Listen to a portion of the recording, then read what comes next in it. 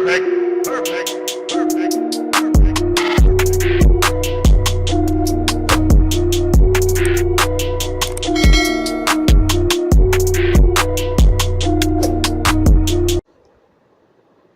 गौरी शंकर मुझे देख देख कर मुश्तिल हो रहा था, इसलिए मेरा वहाँ से हट जाना बहुत ज़रूरी था।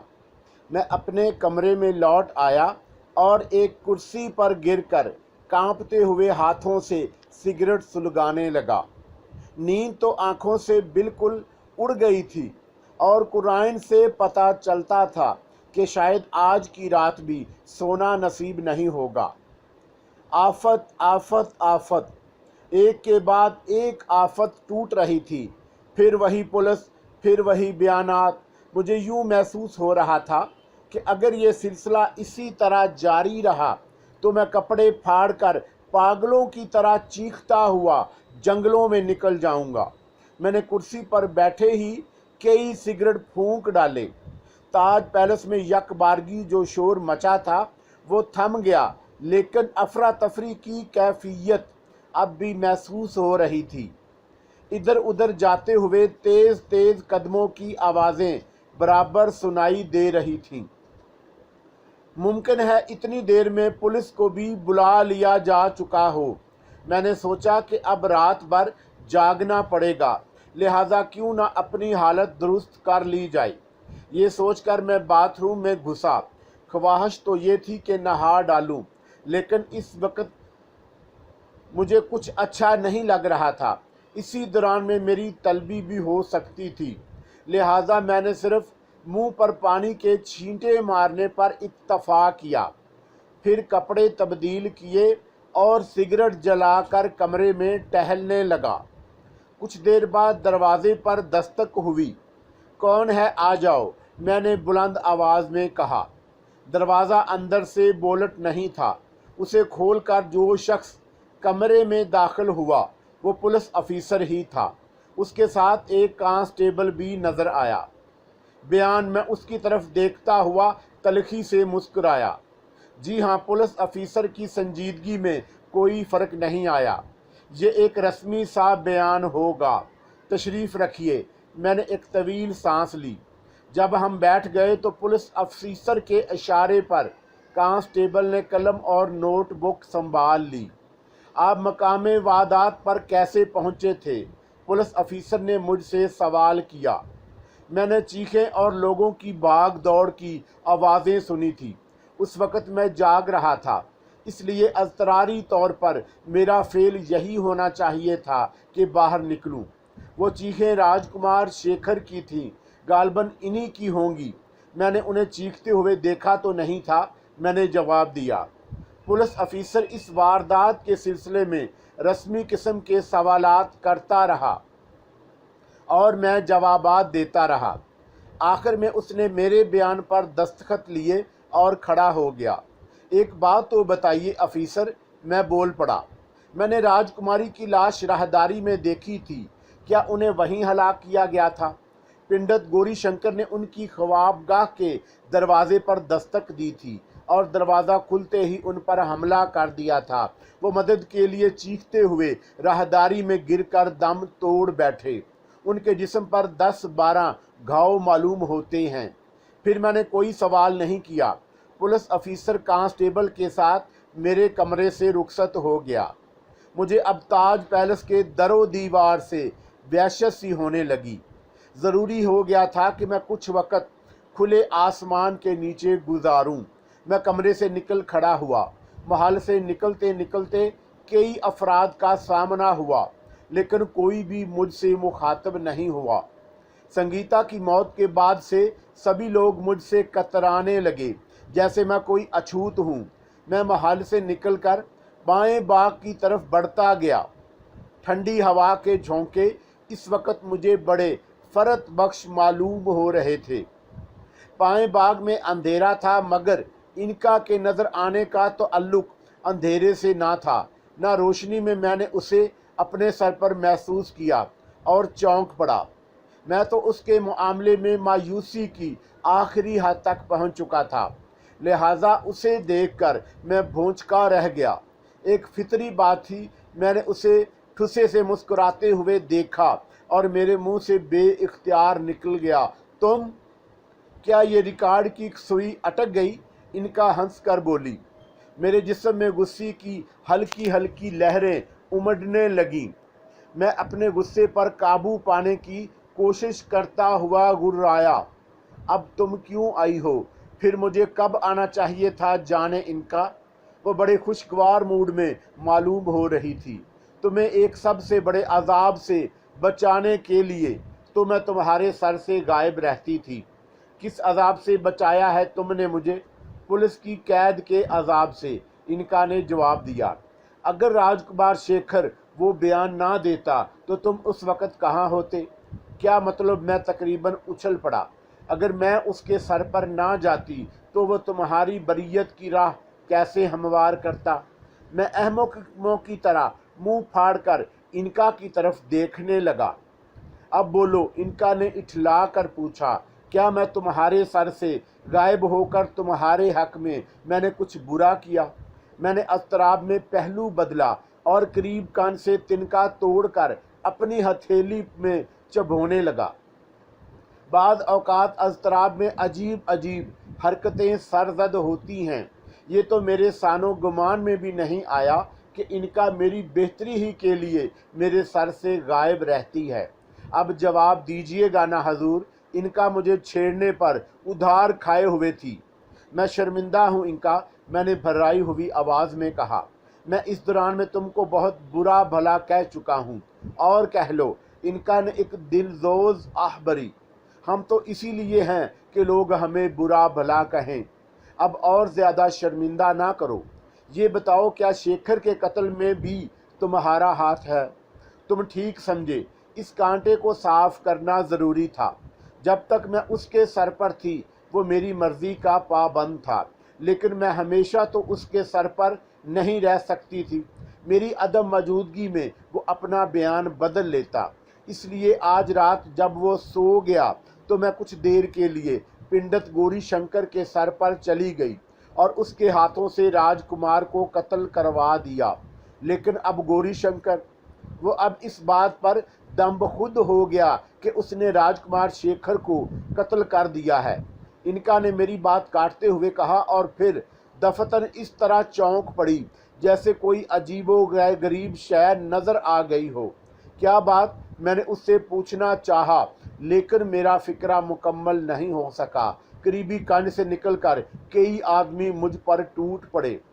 कोई ठोस चीज़ मेरे सर से टकराई और मेरी आंखों के आगे तारे नाच गए। होशो हवास धुआं बनकर उड़ गया। मुझे कितनी देर बाद होश आया, मैं इसके बारे में कुछ नहीं कह सकता। वो कोई कार थी जिसकी पिछली निशस्त पर मैं रस्सी से बंधा पड़ा हुआ था। उसी निशस्त पर दो आदमी भी बैठे हुए थे, लेकिन अंधेरे में उनकी शक्लें नजर नहीं आ रही थी। इस सड़क पर भी अंधेरा ही था जिस पर कार दौड़ रही थी। क्या उसे होश आ गया? अगली सीट से किसी ने पूछा। नहीं जनाब, पिछली निशस्त पर बैठे हुए आदमियों में से एक ने जवाब दिया। वो अंधेरे की वजह से मेरी खुली हुई आंखें नहीं देख सके थे और मेरे जिस्म ने कोई हरकत भी नहीं की थी जिससे उन्हें मेरे होश में आने का पता चल सकता।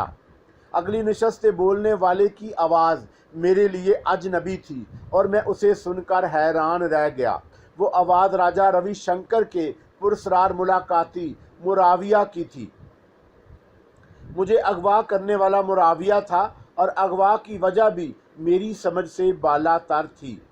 मुराविया को शुबा था कि मैं उसकी और राजा रविशंकर की वो बातें सुन ली हैं जो महल के पाएं बाग में हुई थी। अब वो मुझ पर तशद्दुद करके इसके बारे में पूछना चाहता होगा, लेकिन मुझे अब इस सिलसिले में कतई कोई परेशानी या घबराहट नहीं हो सकती थी।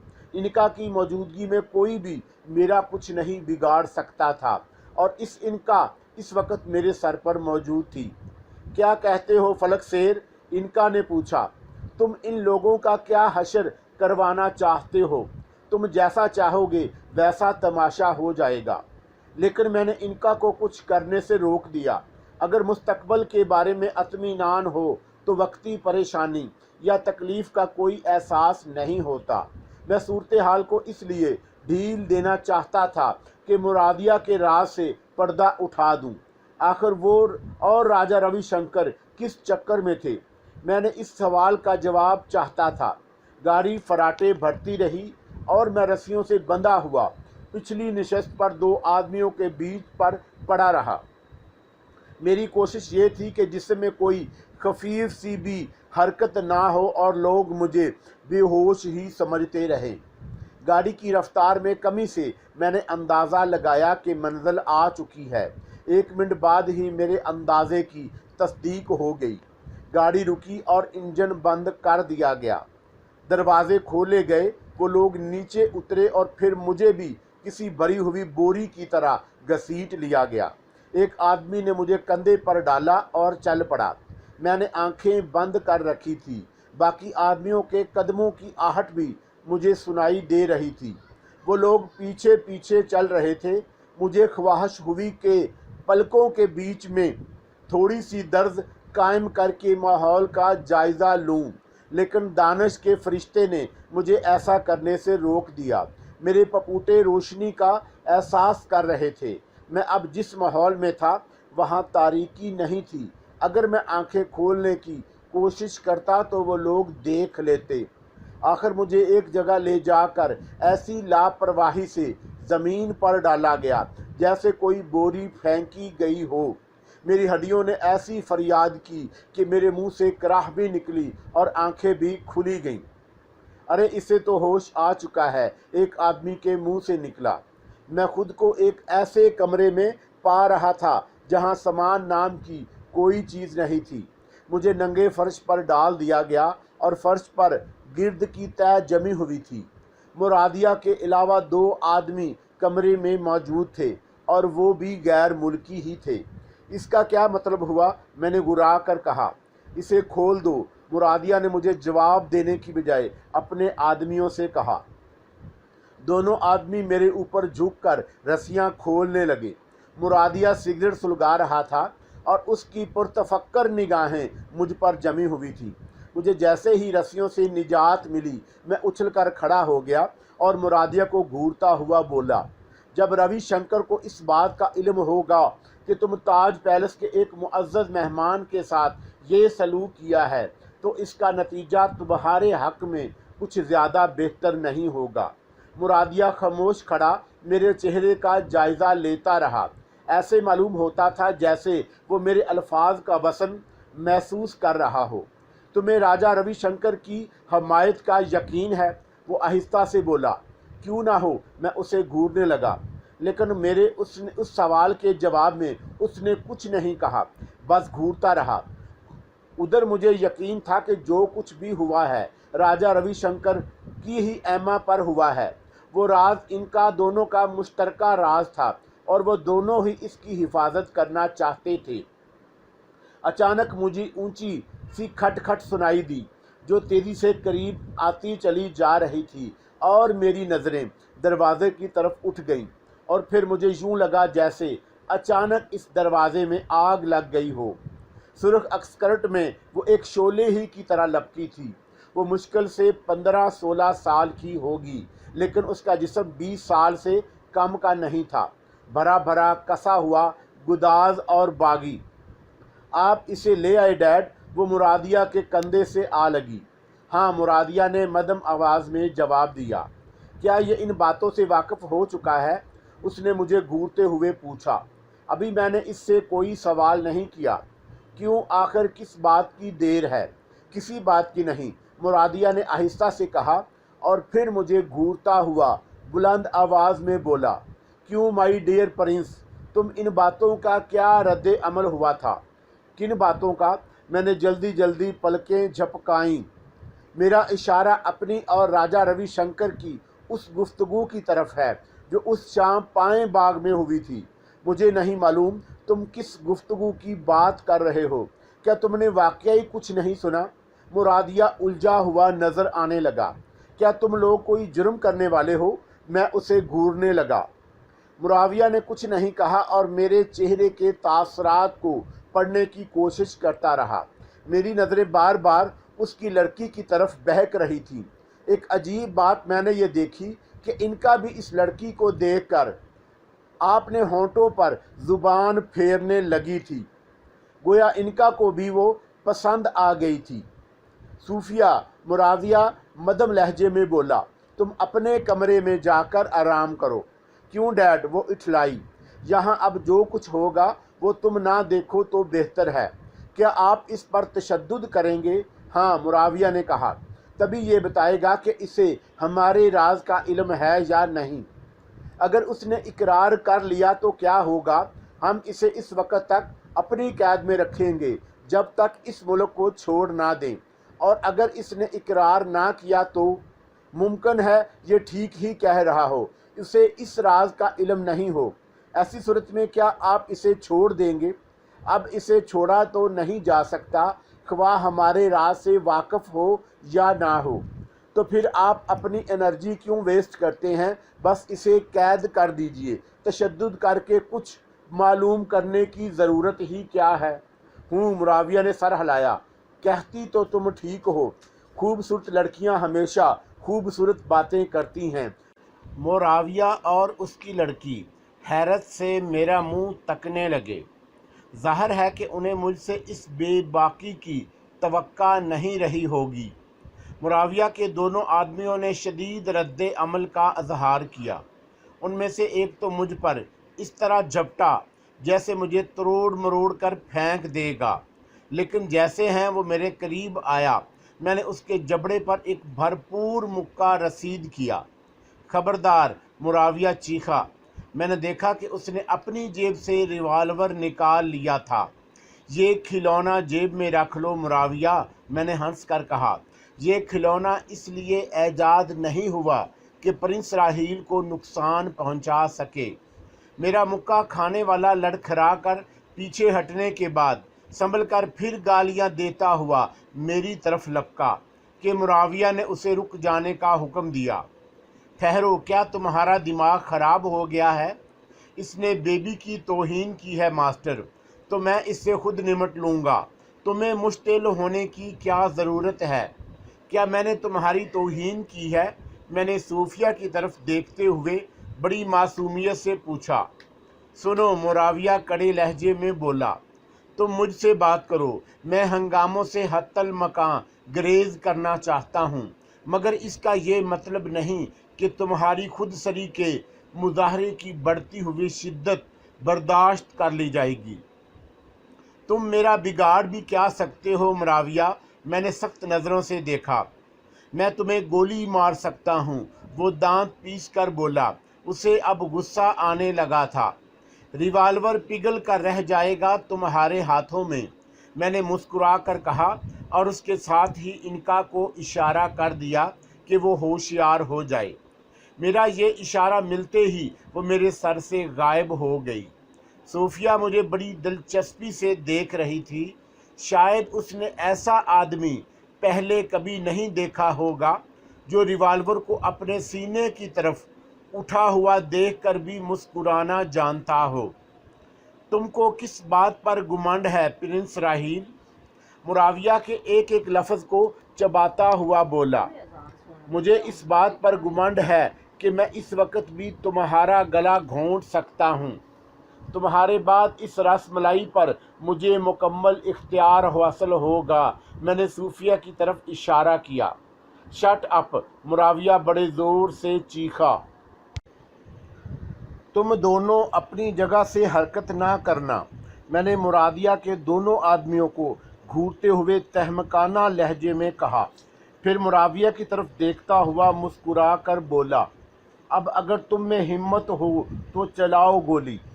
اپنی بات ختم کرتے ہی میں نے معاویہ کی طرف قدم بڑھا دیا۔ میں سچ مچ گولی مار دوں گا، معاویہ چیخا۔ میں سچ مچ تمہارا گلا گھونٹ دوں گا، میں نے ہنس کر کہا، اور دوسرا قدم بھی آگے بڑھا دیا۔ صوفیہ بھی اس صورتحال سے گھبرا گئی، اس کے چہرے کا رنگ بدل گیا۔ مجھے یوں لگا جیسے شگفتہ گلاب پر سورج مکھی کا سایہ پڑ گیا ہو۔ معاویہ کے دونوں آدمی دم بخود سے کھڑے ہوئے تھے، اور میں آہستہ آہستہ بڑے ڈرامائی انداز میں معاویہ کی طرف بڑھ رہا تھا۔ میرے ہونٹوں پر بڑی زہریلی سی مسکراہٹ کھیل رہی تھی اور میں براہ راست معاویہ کی آنکھوں میں دیکھ رہا تھا، جہاں سراسیمگی کی جھلکیاں نظر آ رہی تھیں۔ مجھے یوں لگا جیسے وہ میری طرف دیکھنے کی بجائے میرے عقب میں کسی کو دیکھ رہا ہو۔ اس کے چہرے کی سرخی آہستہ آہستہ کم ہوتی چلی جا رہی تھی، جیسے کوئی اس کا خون نچوڑ رہا ہو۔ اس کا ریوالور والا ہاتھ کانپنے لگا۔ ان ساری باتوں نے مجھے باور کرا دیا کہ ان کا پوری طرح حرکت میں آ چکی ہے۔ کمرے کے ماحول پر اس کی مکمل گرفت تھی۔ میں معاویہ کے بالکل قریب جا کر رکا۔ ہمارے درمیان بمشکل 1.5 فٹ کا فاصلہ رہ گیا۔ معاویہ اب بھی میرے عقب میں کسی کو دیکھے جا رہا تھا اور ریوالور پر اس کی گرفت اتنی کمزور ہو چکی تھی کہ وہ کسی بھی لمحے اس کے ہاتھ سے گر سکتا تھا۔ میں نے خود ہی ہاتھ بڑھا کر اس گرتے ہوئے ریوالور کو اپنی گرفت میں لے لیا اور پھر اسے اپنی جیب میں ڈالتے ہوئے ایک ہلکا سا کہکا لگایا۔ میں اس وقت بے حد مخمور تھا۔ جب انسان اپنے گرد گرد کی فضا میں مکمل اختیار حاصل کر لے تو اس پر ایسا نشہ چھانے لگتا ہے جو کئی بوتلیں پی کر بھی نہیں ہوتا۔ صوفیہ اپنے باپ کے پہلو میں ساکت و صامت کھڑی ہوئی تھی۔ اس کا تنفس بہت تیز ہو چکا تھا۔ میں نے اس زیر بم کو دیکھا تو میرے بدن میں سرسراہٹ سی ہونے لگی۔ میں نے صوفیہ کا ہاتھ پکڑ لیا لیکن اس نے ذرا بھی تعارض نہیں کیا۔ میں نے ایک ہلکا سا جھٹکا دے کر اپنے قریب کیا اور پھر اسے اپنی آغوش میں لے کر اپنے جلتے ہوئے ہونٹ ایک گلاب کی 2 پنکھڑیوں پر رکھ دیے۔ صوفیہ ایک بے جان مجسمہ بن کر رہ گئی۔ اگر اس کی سانسوں کا اتار چڑھاؤ میرے سینے میں ایک خمار انگیز گدگدی نہ کرتا تو میں سچ مچ ایک بے جان مجسمہ ہی محسوس ہوتی۔ معاویہ چپ چاپ کھڑا تھا اور اس کے دونوں آدمی چڑی کے غلام بن کر رہ گئے اور میں صوفیہ کے بدن کی لذت میں ڈوبا ہوا تھا۔ میں نے اس کا ایک طویل بوسہ لیا اور ایک بوسہ تھا کہ آخر کار اس نے صوفیہ کے اعصاب بھی جھنجھوڑ کر رکھ دیے۔ میں نے اپنی پیٹھ پر اس کے ہاتھوں کی خفیف سی حرکت محسوس کی۔ سرشاری کی کیفیت نے صوفیہ کے ذہن میں یہ بات محو کرا دی کہ اس کا باپ اس کے قریب ہی موجود ہے۔ گلاب کی پنکھڑیاں جب بے مزہ ہونے لگی تو میں نے اپنے ہونٹوں کو ان سے جدا کیا۔ صوفیہ ڈگمگا کر ایک قدم پیچھے ہٹ گئی۔ اس کے نفس کی رفتار کچھ اور تیز ہو گئی۔ گلاب پر سے سورج مکھی کا سایہ بھی ہٹ گیا۔ اچانک معاویہ میرے قدموں میں آ گرا۔ اس نے میرے پیر پکڑ لیے اور کچھ کہنے کی بھی کوشش کر رہا تھا لیکن اس کے حلق سے آواز نہیں نکل رہی تھی۔ وہ ساری جان سے کانپ رہا تھا۔ ان کی کپکپاہٹ اتنی واضح تھی جیسے کوئی خشک پتا آندھیوں کی ضد میں آیا ہوا ہو۔ پھر اچانک ہی وہ میرے قدموں میں ڈھیر ہو گیا۔ اس کا جسم ساکت تھا۔ ڈیڈی! صوفیہ چیخ کر معاویہ پر گری۔ اس نے اسے ٹٹول کر دیکھا اور پاگلوں کی طرح چیخنے لگی، یہ بے ہوش ہو گئے ہیں، یہ بے ہوش ہو گئے ہیں۔ معاویہ کے دونوں آدمی اب بھی مجسموں کی طرح ساکت کھڑے تھے۔ میں ان کی طرف دیکھا اور تخمانہ لہجے میں بولا، معاویہ کو اٹھاؤ اور کسی کمرے میں لے چلو۔ میری آواز سنتے ہی وہ دونوں مشینی انداز میں حرکت میں آ گئے اور انہوں نے بے ہوش معاویہ کو اٹھا لیا۔ معاویہ کی بے ہوشی نے مجھے حیران کر دیا۔ ان کا کی حرکت میری سمجھ سے بالا تر تھی۔ آخر اس نے ایسا کیا کیا کہ خوفناک تماشا کیا تھا کہ خوف معاویہ کی رگ رگ میں پھیلتا ہوا اس کے دماغ تک پہنچ گیا۔ صوفیہ بالکل جنونیوں کی سی حرکت کرنے لگی لیکن جیسے ہی میں نے اس کے شانے پر ہاتھ رکھا وہ اس طرح ساکت ہو گئی جیسے اس کی روح قبض کر لی گئی ہو۔ گھبراؤ مت، میں نے اس سے کہا، تمہارے باپ کو جلد ہی ہوش آ جائے گا۔ آؤ۔ میں اس کا ہاتھ پکڑ کر ان دونوں کے پیچھے چل پڑا جو معاویہ کو اٹھائے ہوئے اس کے کمرے سے نکل گئے تھے۔ صوفیہ کچھ نہیں بولی مگر اس کے ہونٹ اس طرح لرز رہے تھے جیسے گلاب کی پتیاں باد صرصر کی ضد میں آ گئی ہوں۔ وہ دونوں آدمی معاویہ کو جس کمرے میں لے گئے وہ غالباً معاویہ کی خوابگاہ تھی۔ جب اسے بستر پر لٹا دیا گیا تو میں نے دونوں آدمیوں کو حکم دیا کہ وہ کمرے کے باہر رکیں اور میری دوسری ہدایت کا انتظار کریں۔ وہ دونوں سر جھکا کر چلے گئے۔ ان کا انداز پشینی غلاموں کا سا تھا۔ تم ایک گلاس میں پانی لے کر آؤ، میں نے صوفیہ سے کہا۔ کمرے سے منسلک باتھ روم کا دروازہ میں نے دیکھ لیا تھا۔ جب صوفیہ پانی لینے باتھ روم میں گئی تو ان کا میرے سر پر واپس آ چکی تھی۔ یہ کیا کر دیا تم نے؟ میں نے اس سے پوچھا۔ اگر یہ دہشت سے مر جاتا تو؟ ان کا دھیرے سے ہنس پڑی اور پھر اس نے کہا، دراصل میں نے اسے ایک عجیب و غریب منظر دکھا دیا۔ مجھے یاد ہے کہ میرے پیچھے کسی چیز کو دیکھ رہا تھا، ایک انسانی ڈھانچے کو جو تیر کمان لیے ایک گاڑی میں بیٹھا ہوا تھا۔ ان کا ہنستی رہی۔ اس نے ڈھانچے کی آواز بھی نہیں سنی۔ ڈھانچے نے اسے دھمکایا تھا کہ اگر گولی چلائی تو تیرے سینے کے تیر آر پار ہو جائے گا۔ مجھے ان کا سے اپنی گفتگو کا سلسلہ منتقل کرنا پڑا کیونکہ صوفیہ پانی کا گلاس لیے ہوئے باتھ روم سے باہر آ رہی تھی۔ جب وہ میرے قریب آ گئی تو میں نے گلاس اس کے ہاتھ سے لے لیا اور معاویہ کے چہرے پر پانی کے چھینٹے مارنے لگا۔ بس کرو، ان کا بولی، یہ ابھی 1.5-2 منٹ میں آنکھیں کھول دے گا۔ میں نے گلاس ایک طرف تپائی پر رکھ دیا اور پھر مسکرا کر صوفیہ سے بولا، گھبرانے کی کوئی ضرورت نہیں، تمہارے باپ کو 1.5-2 منٹ میں ہوش آ جائے گا۔ صوفیہ نے نظریں جھکا لیں۔ وہ مجھ سے بہت مرعوب اور شاید کچھ خوف زدہ بھی نظر آ رہی تھی۔ میں نے اس کے سامنے کھڑے ہو کر دونوں ہاتھ اس کے شانوں پر رکھے تو وہ ایک بار پھر کسی ہچکچاہٹ کے بغیر میری آغوش میں آ رہی۔ میں نے ایک ہلکا سا بوسہ اڑایا اور پھر معاویہ کی طرف متوجہ ہو گیا جس کے پپوٹوں میں لرزش پیدا ہو چکی تھی۔ میں نے 2 کرسیاں بستر کے قریب گھسیٹ لیں اور ایک پر بیٹھتا ہوا صوفیہ سے بولا، تم کب تک کھڑی رہو گی؟ صوفیہ چپ چاپ دوسری کرسی پر بیٹھ گئی اور میں اپنی جیب سے سگریٹ ٹٹولنے لگا۔ صورتحال کا یہ انقلاب مجھے اغوا کر کے اس عمارت میں لایا گیا تھا اور معاویہ کو مجھ پر تشدد کرنے کی سوچ رہی تھی، لیکن اب گویا میں اس عمارت کا بادشاہ بن چکا تھا اور میرے ایک اشارے پر سب تگنی کا ناچ شروع کر دیتے۔ معاویہ نے آنکھیں کھول کر ادھر ادھر دیکھا اور پھر بکھلائے ہوئے انداز میں اٹھ بیٹھا۔ اس کی نظریں میری طرف تھیں اور میں نے سگریٹ سلگا کر ایک گہرا کش لیا۔ امید ہے کہ اب تم بالکل ٹھیک ٹھاک ہوگے، میں نے چبھتے ہوئے لہجے میں کہا۔ وہ اپنا جملہ پورا نہ کر سکا۔ گھبراؤ نہیں، اطمینان سے بیٹھ کر باتیں کرو، میں تمہارا دوست بھی بن سکتا ہوں، لیکن اس کا تمام تر انحصار خود تم پر ہے۔ میں آپ سے معافی چاہتا ہوں پرنس، معاویہ کی آواز بھرائی ہوئی تھی۔ میں عموماً معاف کر دیا کرتا ہوں۔ میرے لہجے میں تکبرانہ شان تھی۔